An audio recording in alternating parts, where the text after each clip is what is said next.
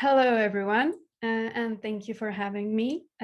It's really great to be back here at the SESTA seminar series and also seeing familiar faces and names. I am very happy to be here again. It is almost 2 years exactly after my first seminar when I was a new postdoc at SESTA. And I'm just going to jump right into the presentation. So at that time, 2 years ago, I was looking at the layout of catalog posts in 3 digital repositories, which contain medieval Swedish manuscripts and how they framed digitized manuscripts. So if you were there, you might remember these screenshots of examples of how of the information structures employed. So in this one, you can see that there is a clear movement from left to right, with the primary information, the catalog description being on the left, and the digitized images, when available, on the right, and they are then secondary. And here in this digital repository, it has a tripart structure, 1, 2, 3, with the most important wider column in the middle showing its centrality. And a lot of this column is actually taken up by information about the collection's physical address, displaying one of this repository's main functions as an aggregator of cultural heritage material from different institutions. My research project is on the materiality of Swedish medieval manuscripts in 3 digital repositories, Alvin, Handrit, and Manuscripta. More generally, my work is about exploring materiality, that is the physical manuscript book or fragment, but also the digital materiality coming from the processes of digitization and representation in digital repositories. One of the plans I had for my postdoc project was to look at the affordances of digital repositories and compare them to the affordances in the reading room, in the flesh, so to say, specifically a comparison of the affordances of fragments in Alvin and Manuscripta versus the reading rooms in Sweden. But because of the pandemic and the closed borders during my time at Stanford, I had to refocus the project.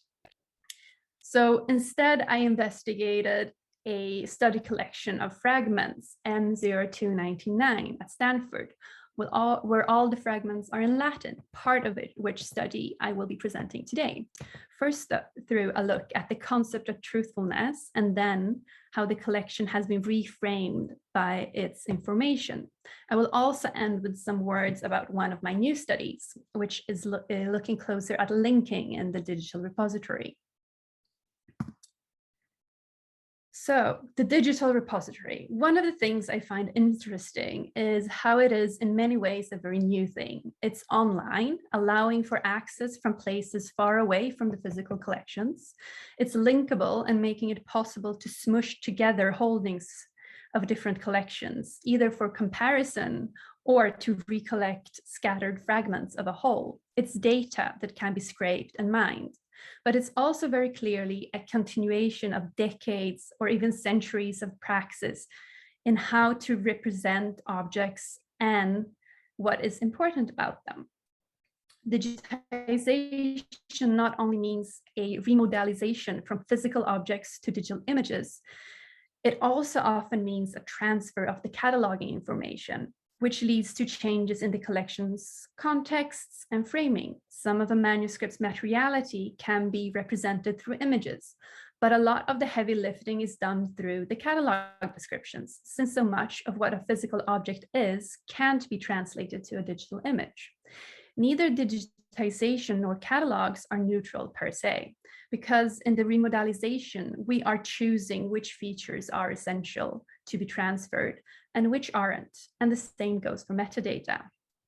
So let's look here at a fragment from M0299, which is now a bifolium, but looks to have been reused as binding material during its history. This fragment is very obviously not flat. It has been, but is now folded. And there are some creases here.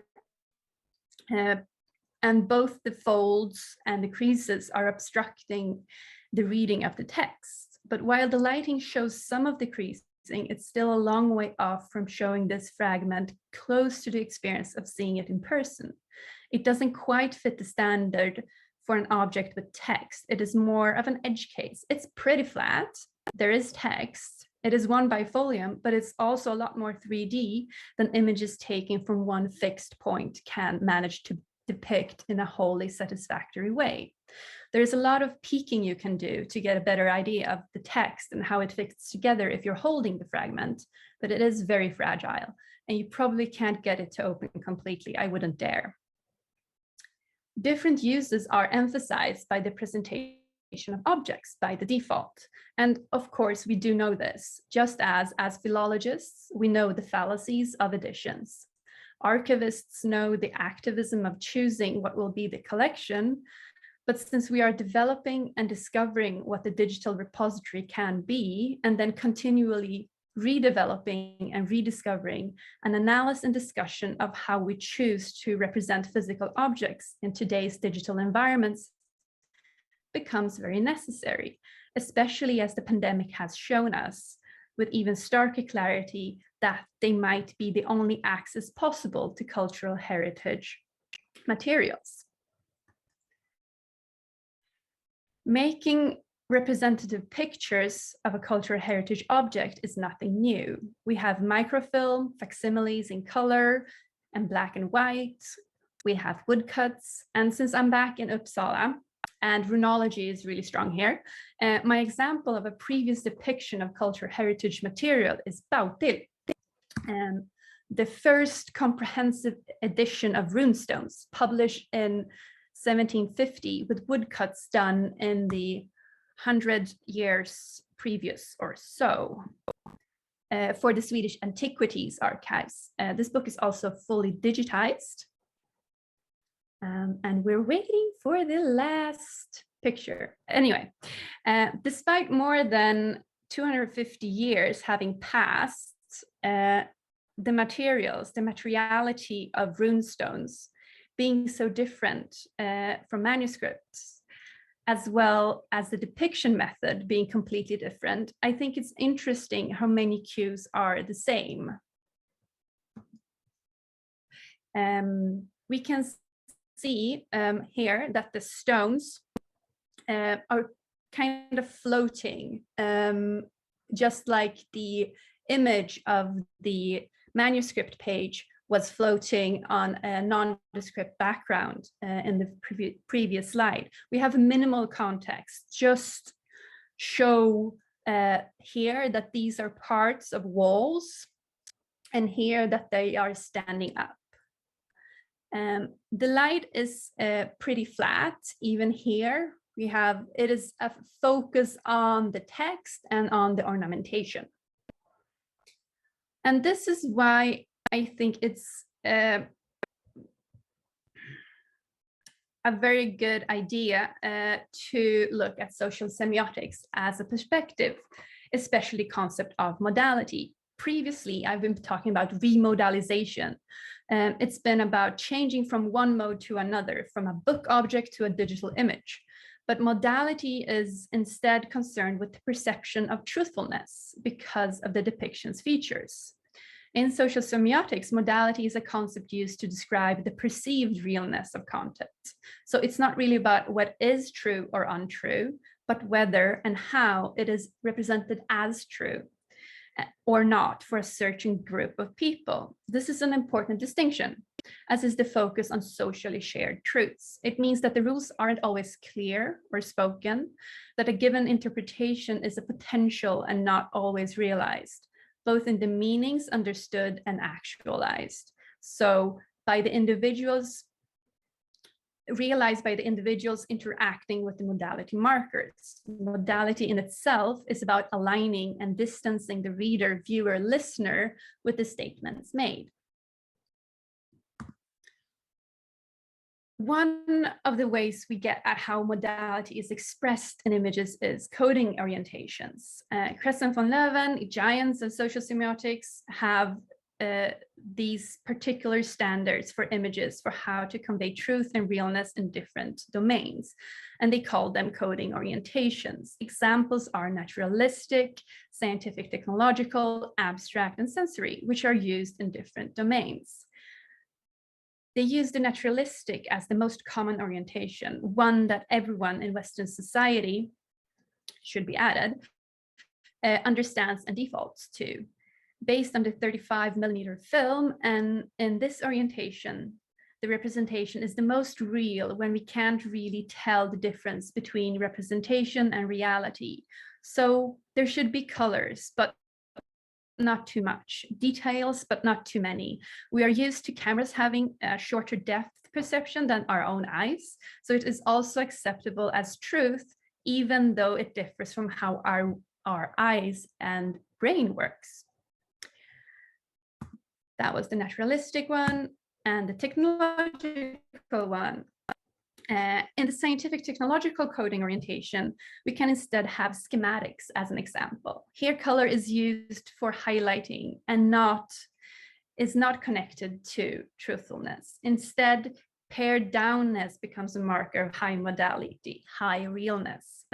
But standards change too. If we, for instance, think back to The Wizard of Oz, the real parts with Dorothy in Kansas are shown in black and white, and her time in Oz is shown in color.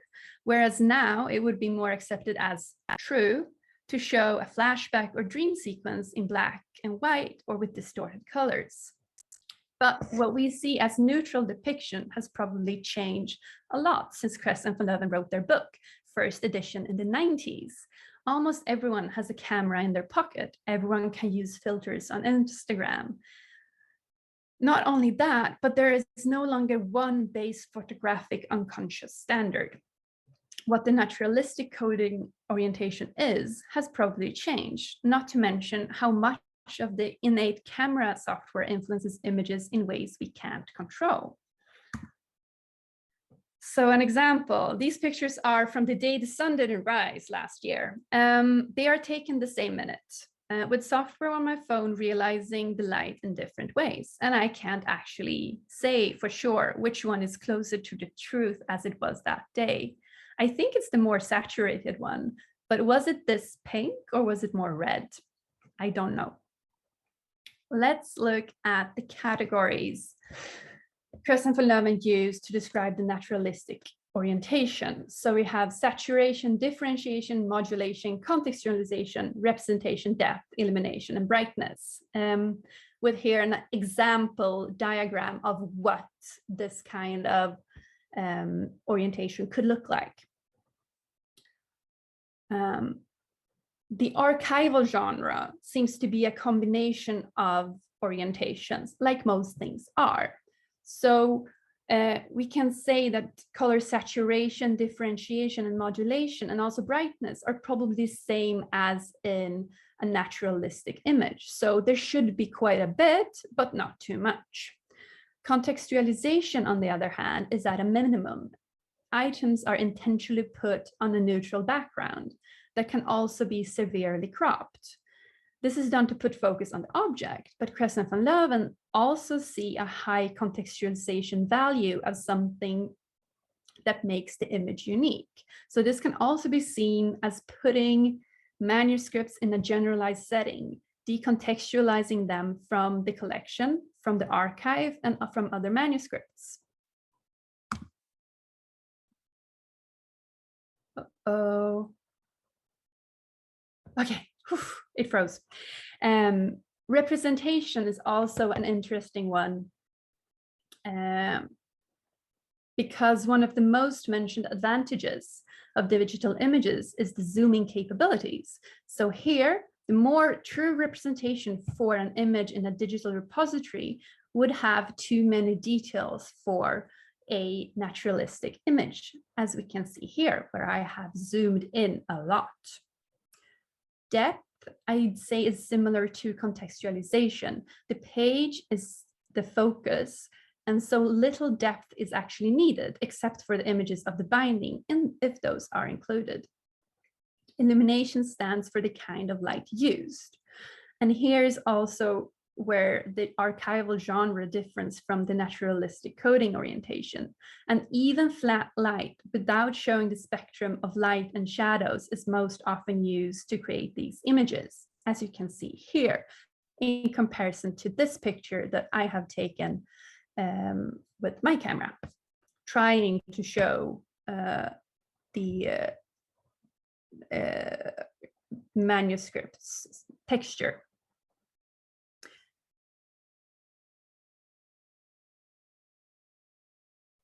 Illuminations in the medieval sense can be a challenge. Showing both the text of the page and gold leaf decorations requires different lighting techniques, which I know some digitization solve by making composite images. The archival image genre also has features from the technological scientific coding orientation, with color strips and measuring aids included in the image, helping the user measure the object, either in size or with color bands. Several of these choices, no context, little depth, flat light, that helps with reading but not with representing the manuscript's texture, point to manuscripts being digitized for their texts, more than as objects in themselves in general. This is not to say other types of images can't be a part of the digital repository, but this seems to be the standard right now, and it connects to a long tradition and history of documentation and reproduction. So if I go back to Bautil, we can see similarities. Most of the stones are shown decontextualized, though there is some effort to show the unevenness and here the dimensions of the stones, but it's still very hard to judge size. As with manuscripts, a small page can be filled with really tiny script and a huge page with big letters, making guessing the size of the object harder. And runestones can really differ in height, from let's say maybe 2 feet to 10, 15, 20. Bautil also has these kinds of images here. Depictions of runestones standing in the landscape, surrounded by mounds and stone enclosures. Where we have one enclosure and here a monument between the two runestones. Most of these have not survived the last 300 years of farming, but they are believed to be true. So it seems that the naturalistic coding orientation is stronger in Bautil than in the archival genre, which would make sense if it is, as Kress and van Leeuwen think, that this is the most basic orientation of our Western society. And to look at the modality of digital repositories even broader, they are complex multimodal constructs. Digital repositories not only frame their images of manuscripts with text and web design, they are in their turn framed by the internet as a concept. And the internet changes too. The internet of today is a different beast from that of GeoCities, of message boards, of when everything wasn't geared toward the social web. And what is good web design today will soon be dated. Websites looking out of date, even if the content is being updated, can signal to users that they're suspect or even untrustworthy. Such social expectations will also impact academic resources like digital repositories, because they are often time limited in development or not even trying for that cutting edge new look users might expect. And they are often expected to stay up with almost no funds for cosmetic updates. Truthfulness in digital repositories is, in other words, a very multi-layered and interconnected thing. It also plays a part in how metadata represents the objects. So we have arrived at the reframing part of the talk. So one of the greatest joys for me of working with manuscripts and collections is how everything can be pretty dry and as expected, and then suddenly you get a glimpse of the cataloger or the scribe as a person behind the neat handwritten text. And this is probably the most atypical description of a fragment in the M0299 collection. So let me back up a few steps and tell you more about this collection and how apparently a medical fragment fits in. M0299, Medieval Fragments Study Collection, 11th to 16th century, is at Stanford University Libraries. The collection consists of 130 items, mostly fragments, but also some documents. It has cuttings, single leaves, bifolia, binding fragments, as well as legal documents, drafts, charters, and a poem. Size varies from small cuttings to full folio leaves. Of the 130 fragments, 129 are digitized and have catalog records. While it contains fragments with illuminations and initials, its primary purpose is to show examples of handwriting from the European Middle Ages, as is stated in the aim. Primarily fragments, these specimens were acquired to demonstrate the development of writing in the Western world. A variety of scripts are represented from Carolingian minuscule to the humanistic hands and the cancelleresca.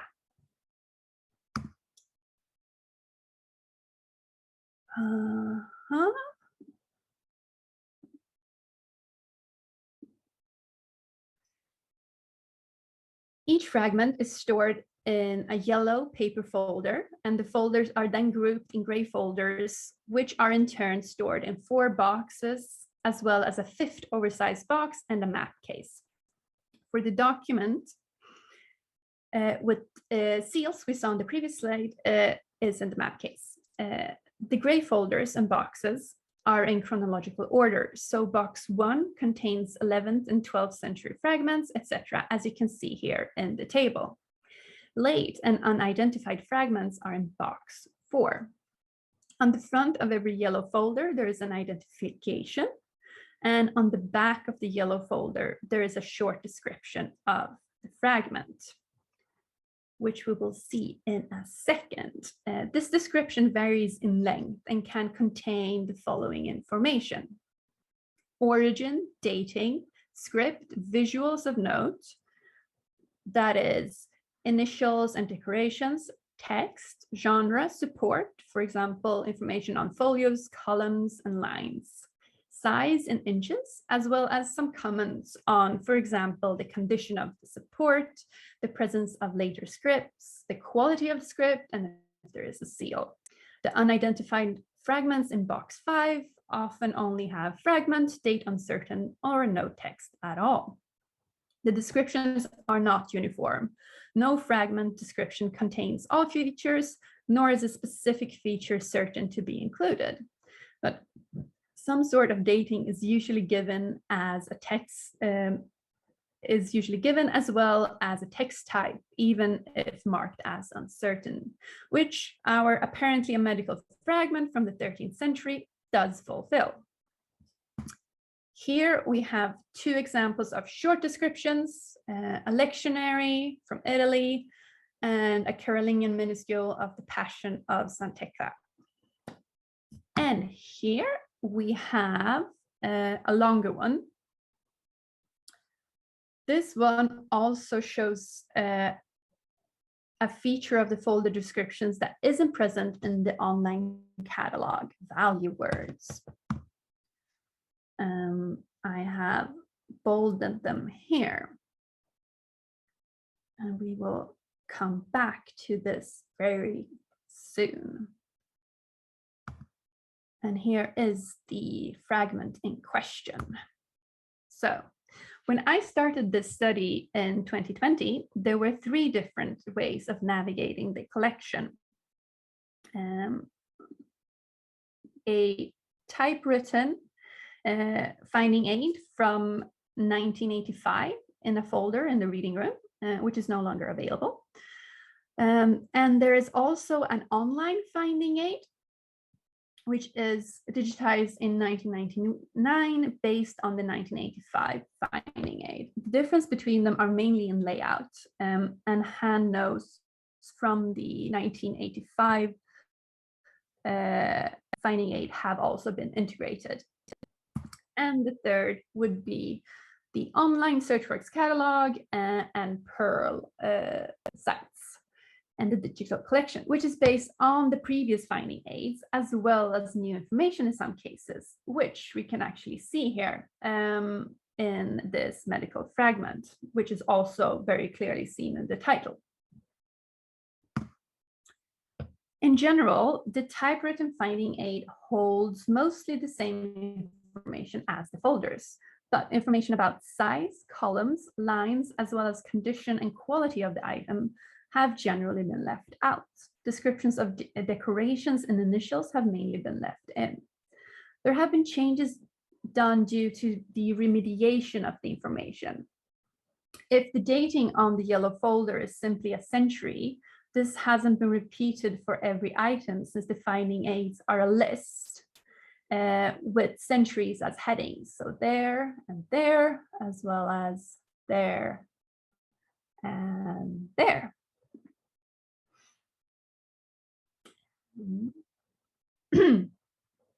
In the catalog, dating is again added in for every post or changed to not yet dated, which is actually quite common in 60 items. These changes are all due to how information is structured differently, from discrete folders to a list of items in the finding aids to, again, discrete catalog posts with additional features made possible by the online format. One thing that isn't dependent on the materiality of descriptions is how value words have been handled.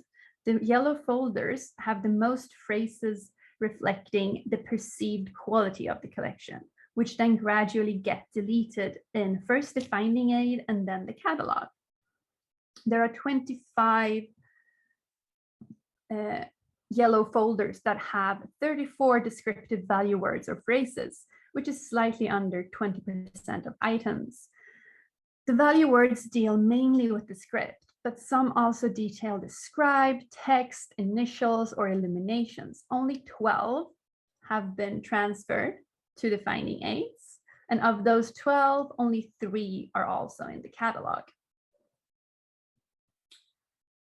I have tried to group the value words according to some kind of general semantic similarity, which I'm not quite sure how well it went, but there it is. As you can see, most descriptions mention the quality or how representative the fragment or document is. So the most common descriptions are fine or very fine, and characteristic or very characteristic, with 10 and 5 instances. Value charge descriptions have been changed to more seemingly objective ones. So from good Gothic minuscule to Gothic minuscule, or very fine Italian hand, uncommon, which hasn't been transferred at all. The 3 descriptions that have made it to the catalog are Gothic minuscule, characteristic for Bologna, professional contemporary hand, and strong cancelleresca elements. These 3 can arguably be characterized as more objective than fine or good, dealing with scripts of a specific type or time, but they too are on a sliding scale of objectivity, as script type and identifications aren't always clear-cut. While the value words are quite few, remember 25 out of 130 folders, they exist in dialogue with other more objective descriptions. That is, if one fragment is described as a Gothic minuscule and another one as a good Gothic minuscule, it shows a judgment and an invitation for the user to agree with the norms and the perceived truth indicated in the text. This can be seen as an expression of institutionalized affect, trying to control behavior or manage what is considered taste by setting contextual norms. Words like beautiful, clear, and vigorous, as well as characteristic, all make it clear what templates other hands or fragments are judged against. Many of the words used to describe the script are also pretty context dependent. What is good, or fine, or characteristic? How is this script, for example, vigorous? That these value words have been stripped over time from the descriptive framework of the collection could also be indicative of changing norms in how the archive shows truth, from maybe being more okay with informing user what was good or not to a more enforced objective norm. Trying to be neutral, but this is also, of course, a point of view. The aim of the study collection to show representative scripts from the Western medieval world is implicitly, if not explicitly, more noticeable when handling the folders of the collection in the reading room. While the descriptive value words are not common, there are enough of them to single out some fragments as particularly aesthetically noteworthy. When they have been removed, it can be seen as a less clear presentation of the original purpose of the collection and the written aim, which is still present in the collection description, but isn't supported by other collection cues. Another important framing device is the title of the items in the collection. Most items have had fragment of added to this descriptive title in the online catalog. From a user interface perspective, this is important since any search in the online catalog or potentially in any search engine might bring a user to objects in the collection. And the distinction between a fragment of a Bible and a complete Bible is important. Someone using the finding aids or looking at the physical items will already be aware that they are looking at a medieval fragment study collection. The legal documents, etc., in the collection are not fragments and have consequently not had that descriptor added in the catalog. The framing of the collection from yellow folders and finding aids to online catalog changes.